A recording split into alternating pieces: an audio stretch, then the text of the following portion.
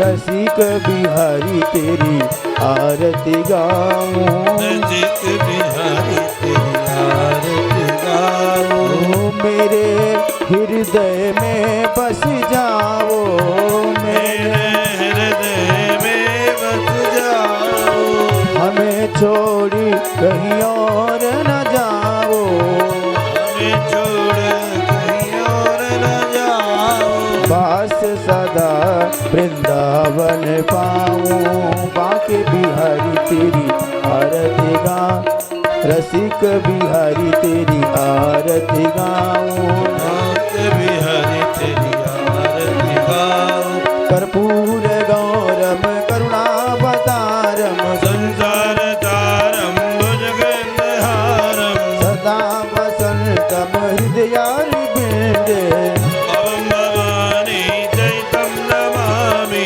त्वमेव मातः पिता त्वमेव त्वमेव बन्धुः सखा त्वमेव विद्या च द्रविडं त्वमेव सर्वं मम देव देव हरे राम राम राम हरे हरे हरे कृष्णा कृष्णा कृष्णा हरे हरे हरे राम राम राम हरे हरे हरे कृष्णा कृष्णा कृष्णा कृष्णा